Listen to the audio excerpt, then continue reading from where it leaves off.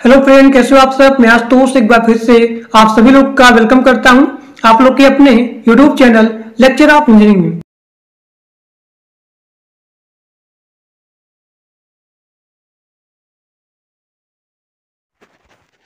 अब यहाँ अगला क्वेश्चन है कि आपको डिस्कस करना, एक्सप्लेन करना है इंडिया में जो कोर्ट होता है इसके स्ट्रक्चर के बारे में। अब देखिए, इंडिया में जो कोर्ट होता है इसको तीन भागों में डिवाइड या फिर तीन कैटेगरी में डिवाइड कर दिया गया है।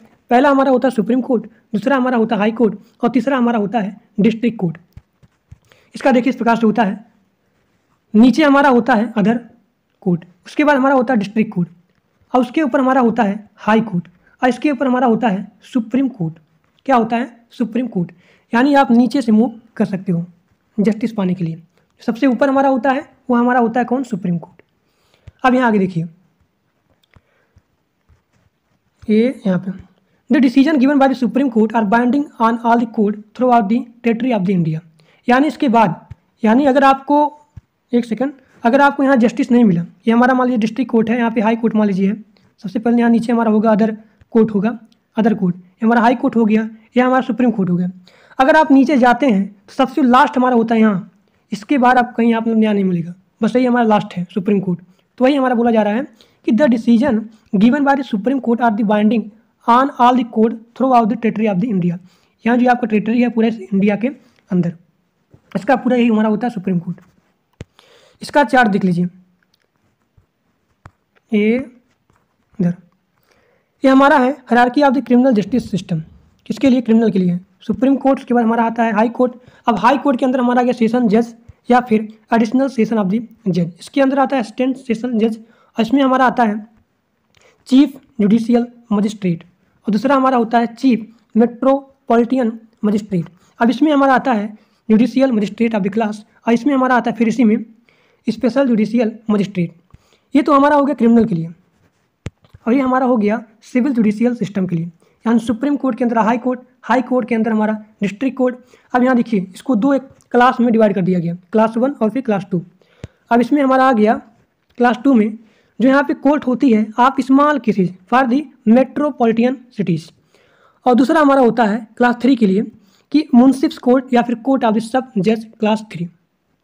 ठीक, तो ये हमारा हो गया hierarchy of the civil judicial system और यहाँ पे hierarchy of the criminal justice system. तो यहाँ पे जो कोर्ट का स्ट्रक्चर इंडिया में, इसको तीन कैटेगरी में डिवाइड कर दिया गया है, सुप्रीम कोर्ट, हाई कोर्ट और यहाँ पे डिस्ट्रिक्ट कोर्ट। ठीक, अगर आप बनाना चाहते हैं तो इस प्रकार डायग्राम बना सकते हैं। सबसे नीचे डिस्ट्रिक्ट कोर्ट, उसके बाद हाई कोर्ट और उसके ऊपर हमारा होता है सुप्रीम कोर्ट, सबसे टॉप पे होता है। अब यहाँ अगला क्वेश्चन देखिए कि हाई कोर्ट क्या होता है, इस पर लिखना है शॉर्ट नोट्स। यानी इंडिया में जो हाई कोर्ट होता है इस पर लिखना है शॉर्ट नोट आपको। देखिए, जो हाई कोर्ट होता है इसका सबऑर्डिनेट होता है किसका? सुप्रीम कोर्ट का। आप यहाँ देख सकते हैं सेकंड हाईएस्ट होता है ये, यहाँ पे हमारा हो गया सुप्रीम कोर्ट और उसके बाद हमारा आता है हाई कोर्ट। तो हाई कोर्ट क्या है? The highest judicial court in A state is the high court. किसके लिए? स्टेट के लिए। ठीक, इसका जो स्थान है कहाँ पे है? कंट्री में सेकंड स्थान पे है, यानी कि सुप्रीम कोर्ट के बाद है, क्योंकि सबसे पहले यहाँ क्या है? सुप्रीम कोर्ट और फिर उसके बाद हाई कोर्ट है और उसके बाद हमारा आता है डिस्ट्रिक्ट कोर्ट। हमारे देश में लगभग कितने यहाँ पे, यानी कि करंटली कितने हैं? 25 कोर्ट्स हैं, हाई कोर्ट है। ठीक, जो कि यहाँ भिन्न भिन्न यहाँ पे स्थापित किए गए हैं। अब अगर इसका हम देखें ज्यूरिडिक्शन यानी कि क्षेत्राधिकार, तो यहाँ पे 3 होता है। पहला हमारा हो गया ओरिजिनल ज्यूरिडिक्शन, दूसरा हमारा हो गया पावर ऑफ सुपर इंटेंडेंट्स और तीसरा हमारा हो गया कोर्ट ऑफ द रिकॉर्ड। ठीक, चौथा हमारा हो गया अपीलेट ज्यूरिडिक्शन। इसका मतलब क्या होता है? देखिए, अगर अपील करना हुआ, अगर यहाँ पे अपील करना हुआ, चाहे आपका कॉन्स्टिट्यूशनल मैटर हो गया, चाहे आपका कॉन्स्टिट्यूशनल मैटर हो गया, चाहे यहाँ पे क्रिमिनल मैटर हो गया, एक सेकंड चल रहा है, क्रिमिनल मैटर हो गया, और चाहे आपका सिविल मैटर हो गया, इन सभी को आप यहाँ पे अपील कर सकते हो। कहाँ पे? देखिए, इसी को बोला जाता है अपीलेट ज्यूरिडिक्शन, क्योंकि यहाँ पे सुप्रीम कोर्ट है, यहाँ पे हाई कोर्ट है और यहाँ पे क्या है? डिस्ट्रिक्ट कोर्ट है। यानी अगर आपको यहाँ पे न्याय नहीं मिला तो आप यहाँ पे जाओगे, तो ये हमारा क्या है? इसी को बोला जाता है अपीलेट ज्यूरिडिक्शन। ठीक, तो वही यहाँ पे बोला गया है कि जो हाई कोर्ट का ज्यूरिडिक्शन है 4 प्रकार का होता है। पहला हमारा हो गया इसका ओरिजिनल ज्यूरिडिक्शन, तो यहाँ पे मतलब वहीं से होगा। ठीक, दूसरा हमारा होता है पावर ऑफ द सुपर इंटेंडेंट्स, और तीसरा हमारा होता है कोर्ट ऑफ रिकॉर्ड, और चौथा हमारा होता है एप्लीट ज्यूरिडिक्शन। ठीक, इसका जो स्थान है कहाँ पे है, सुप्रीम कोर्ट के बाद है। देखिए अगर किसी का, जैसे आपको मैंने बताया आपको कि कॉन्स्टिट्यूशनल मैटर हो गया, क्रिमिनल मैटर हो गया, सिविल मैटर हो गया, या फिर फंडामेंटल राइट्स का हनन हो रहा है, तो आर्टिकल नंबर 226 से आप जा सकते हो हाई कोर्ट में, ठीक, न्याय के लिए। तो ये हमारा होता है रिट पिटीशन, क्योंकि आर्टिकल नंबर 32 के दूसरे क्लास में 5 प्रकार के रिट जारी होते हैं। पहला हमारा हो गया हैबियस कॉर्पस, ठीक, यानी कि बंदी प्रत्यक्षीकरण। दूसरा हमारा हो गया मैंडेमस यानी कि परमादेश, और तीसरा हमारा हो गया प्रोविजन, और चौथा हमारा हो गया क्राइटेरिया हो गया, जो बुलाता उत्प्रेषण हो जाता है, और पांचवा हमारा होता है क्वा वारंटो यानी कि अधिकार परीक्षा।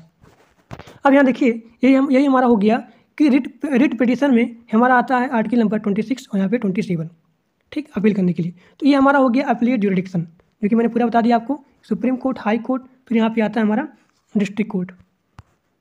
अब देखिए सुप्रीम कोर्ट क्या होता है, अगर इसका देखें तो मतलब हाईएस्ट जुडिशियल कोर्ट होता है। क्यों?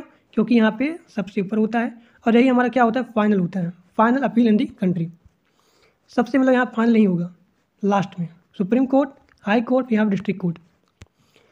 मैक्सिमम यहाँ पे कितने हैं जज, तो 34। चीफ जस्टिस ऑफ इंडिया क्या होते हैं, यहाँ पे हेड होते हैं। और यही हमारे लेते हैं अपील किसके अगेंस्ट, हाई कोर्ट के। क्योंकि अगर मान लीजिए आप क्रिमिनल के मैटर में या फिर सिविल मैटर के ऊपर अगर आपको न्याय नहीं मिला हाई कोर्ट से, तभी जाएगा हमारा सुप्रीम कोर्ट के पास, जो कि हमारा सबसे लास्ट होता है, ठीक। तो यही हमारा है।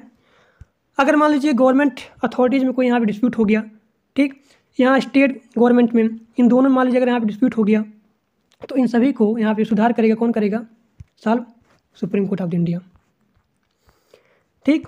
ये हमारा हो गया। अब देखिए जो यहाँ पे सुप्रीम कोर्ट होता है, supreme court under the article 123 के तहत, 143 के तहत, जो यहाँ पे प्रेसिडेंट ऑफ इंडिया होते हैं, इसको क्या करता है, एडवाइस देता है। लेकिन जो एडवाइस होती है ये प्रेसिडेंट के लिए बाउंडेड नहीं होती है। अब यहाँ देखिए इसका यहाँ पे सुप्रीम कोर्ट का 3 हो गया जुरिडिक्शन, ओरिजिनल, एप्लीट और यहाँ पे एडवाइजरी। मैंने बता दिया आपको एडवाइजरी सिस्टम में, जैसे कि यहाँ पे 143 आर्टिकल के तहत जो प्रेसिडेंट ऑफ इंडिया होता है, तो supreme court president of India क्या करता है, यहाँ पे एडवाइस देता है। तो ये हमारा हो गया एडवाइजरी जुरिडिक्शन, इसका पूरा मैं बता दें एग्जाम्पल के साथ। और दूसरा हमारा होता है एप्लीट, इसका मतलब क्या होता है, ये सिस्टम, सुप्रीम कोर्ट, यहाँ पे हाई कोर्ट, और फिर यहाँ पे नीचे हमारा होता है डिस्ट्रिक्ट कोर्ट, ठीक। अगर आपको यहाँ पे न्याय नहीं मिला तो आप यहाँ ऊपर जाएंगे, और यही हमारा क्या होता है, ओरिजिनल होता है। और ये पूरा हमारा होता है एप्लीट सिस्टम। और तीसरा हमारा होता है एडवाइस सिस्टम, जो मैंने बताया आपको, आर्टिकल नंबर 143 के तहत यह प्रेसिडेंट ऑफ इंडिया को एडवाइस देता है, ठीक।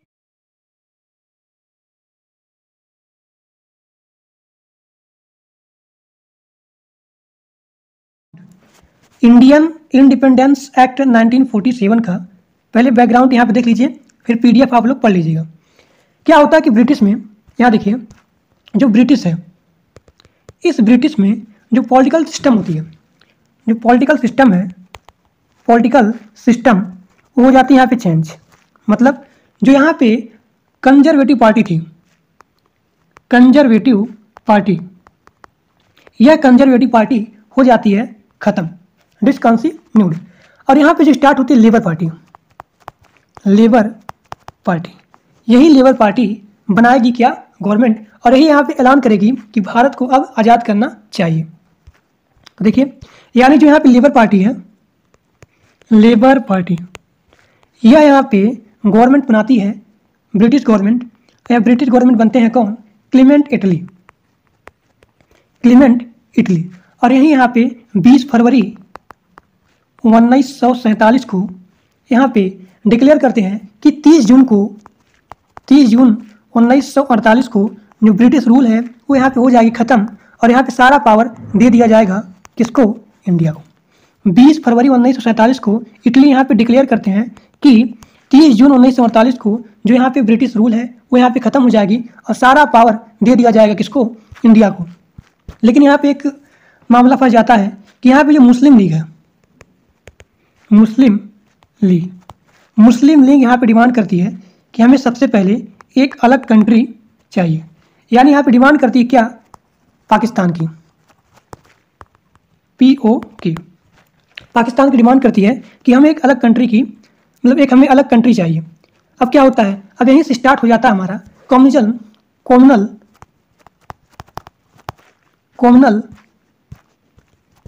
राइट्स, मतलब सांप्रदायिक दंगे। अब यहाँ पे स्टार्ट हो जाता है क्या, सांप्रदायिक दंगे। अब आगे देखिए, अब यहाँ देखिए जो मैंने पूरा बताया आपको, यहाँ पे सारा चीज़ लिखा गया है कि 20 फरवरी 1947 को यहाँ जो ब्रिटिश गवर्नमेंट थी, कौन, इटली, यहाँ पे डिक्लेयर करते हैं कि 30 जून 1948 को जो ब्रिटिश रूल है यहाँ पे एंड हो जाएगी और सारा पावर दे दिया जाएगा इंडियन के हैंड में। ठीक, फिर यहाँ पे मुस्लिम लीग यहाँ पे डिमांड करती है एक अलग कंट्री की। अब आगे देखिए, अब यहाँ देखिए कि 3 जून 1947 को, 3 जून 1947 को जो यहाँ पे ब्रिटिश गवर्नमेंट है यहाँ पे डिक्लेयर करती है क्या, कि अगर जो है कोई भी मतलब यहाँ पे कंट्री है, अगर कॉन्स्टिट्यूंट असेंबली के तहत यहाँ पे अपना देश, मतलब यहाँ पे इसको माने या ना माने, या फिर अपना यहाँ पे कॉन्स्टिट्यूशन बना सकती है। यहाँ पे देखिए 3 जून 1947 को, 3 जून 1947 को जो यहाँ पे ब्रिटिश गवर्नमेंट है यहाँ पे डिक्लेयर करती है कि अगर कोई भी कंट्री हो, चाहे कोई भी टेरिटरी हो, चाहे कोई भी यहाँ पे किंगडम हो, अगर कॉन्स्टिट्यूंट असेंबली को, यहाँ देखिए ध्यान से, कॉन्स्टिट्यूंट असेंबली,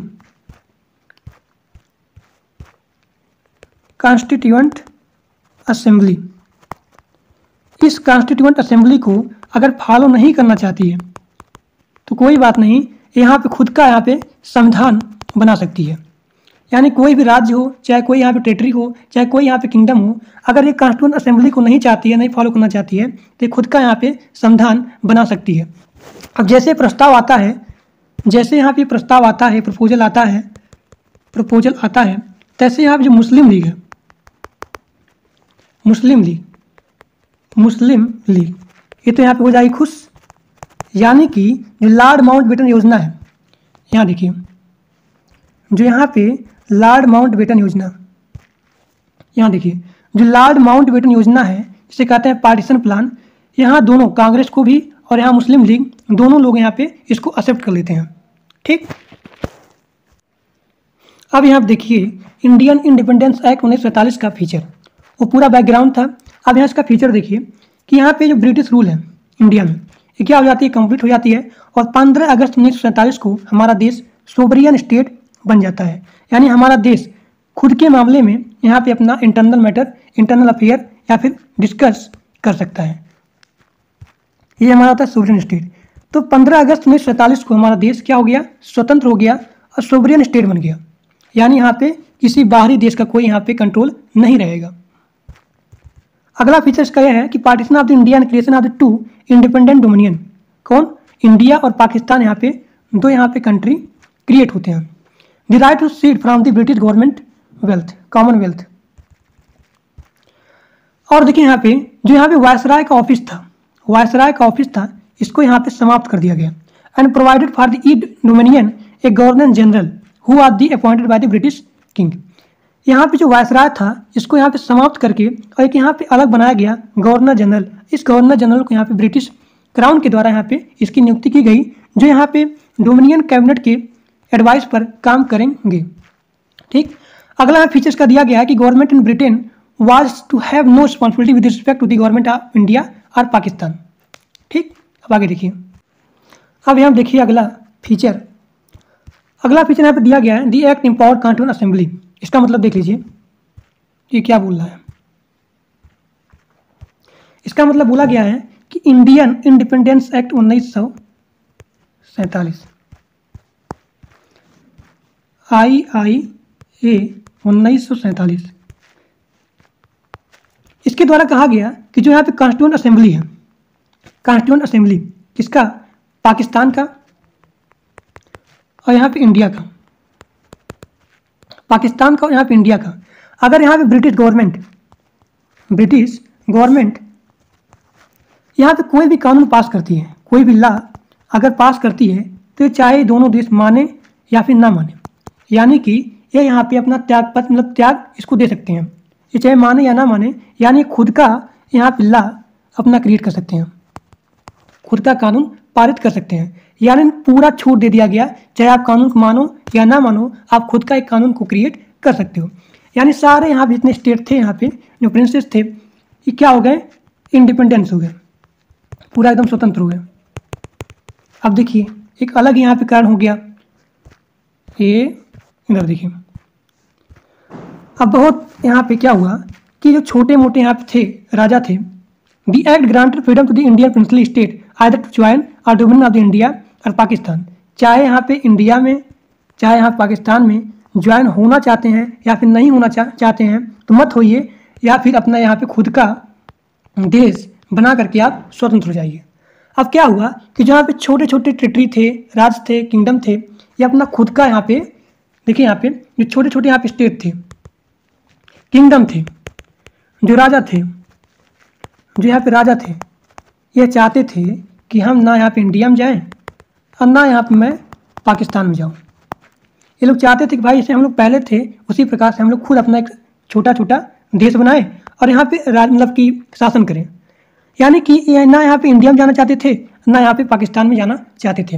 अब क्या हुआ, अब यहाँ पे जो सरदार वल्लभ भाई पटेल हैं, सरदार वल्लभ भाई पटेल, उन्होंने क्या कि सारे लोग यहाँ जितने यहाँ पे स्टेट थे, जितने यहाँ पे किंगडम, जितने यहाँ पे स्टेट थे, सभी को यहाँ पे विलय कर लिया, यानी मिला लिया। कौन? सरदार वल्लभ भाई पटेल, वल्लभ भाई पटेल ने।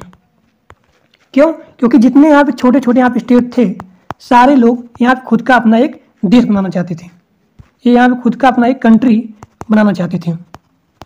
ठीक, इसीलिए सरदार वल्लभ भाई पटेल ने यहाँ पे सभी को यहाँ पे विलय कर लिया ताकि इन सबका मैटर ही समाप्त हो जाए। अब यहाँ पे आगे देखिए, अब इसका अगला फीचर यहाँ पे दिया गया है कि इस एक्ट के द्वारा यहाँ पे गवर्नर जनरल ऑफ इंडिया और यहाँ पे गवर्नर देखिए यहाँ पे GGI और यहाँ पे गवर्नर, इन दोनों को यहाँ पे डिजाइन किया गया। कौन? गवर्नर जनरल ऑफ इंडिया और यहाँ पे गवर्नर। अब इन दोनों को यहाँ पे देखिए कॉन्स्टिट्यूशनल हेड बना दिया गया, कॉन्स्टिट्यूशनल हेड बना दिया गया। ध्यान देखिए, इस एक्ट के द्वारा गवर्नर जनरल ऑफ इंडिया और यहाँ पे गवर्नर, इन दोनों को यहाँ पे कॉन्स्टिट्यूशनल हेड बना दिया गया। और ये दोनों लोग किसकी एडवाइस पे काम करेंगे? Council of minister, COM, council of minister के एडवाइस पे काम करेंगे। ठीक, इस एक्ट के द्वारा गवर्नर जनरल ऑफ इंडिया बनाया गया और यहाँ पे गवर्नर बनाया गया, इन दोनों को यहाँ पे कॉन्स्टिट्यूशनल हेड बना दिया गया। और ये दोनों GGI और यहाँ पे गवर्नर, ये दोनों यहाँ पे काउंसिल ऑफ मिनिस्टर के एडवाइस पर काम करेंगे।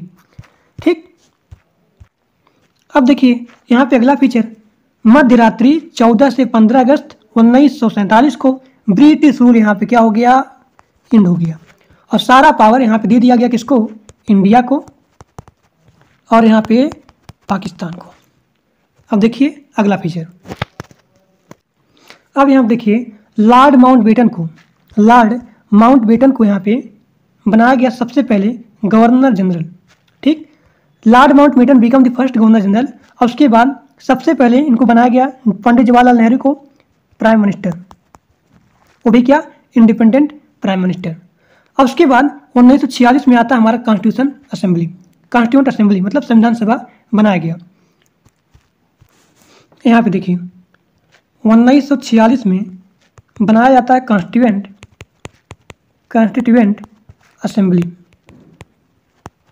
असेंबली यानी कि संविधान सभा बनाया जाता है। और यहाँ पे पार्लियामेंट के रूप में काम करती है जब तक यहाँ पे फर्स्ट इलेक्टेड पार्लियामेंट का यहाँ पे गठन ना हो जाता हो। जब तक यहाँ पे फर्स्ट इलेक्टेड पार्लियामेंट का गठन यानी फ्रेम नहीं हो जाता है, तब तक यहाँ पे कॉन्स्टिट्यूएंट असेंबली यहाँ पे पार्लियामेंट के रूप में क्या करेगी? वर्क करेगी। अभी वहाँ पे वर्क करती है कब तक? जो हमारा कॉन्स्टिट्यूएंट असेंबली है, ये 1946 में इसको फ्रेम किया गया और 1952 तक ये यहाँ पे काम करती है पार्लियामेंट के रूप में। और उसके बाद यहाँ पे 1952 में यानी 1952 में यहाँ पे फर्स्ट इलेक्टेड पार्लियामेंट यहाँ पे इसका फ्रेम हो जाता है। ठीक, तो डियर आज के लिए बस इतना ही। Thank for watching my video. अगर वीडियो अच्छा लगा, क्लास अच्छा लगा तो अपने दोस्तों तक मैक्सिमम शेयर करिए। और जो लोग चैनल पर नए हो प्लीज़ सब्सक्राइब कर लें। और जो लोग टेलीग्राम ग्रुप में नहीं ज्वाइन थे उसका लिंक दिया गया है। तो आज के लिए बस इतना है। Thank you.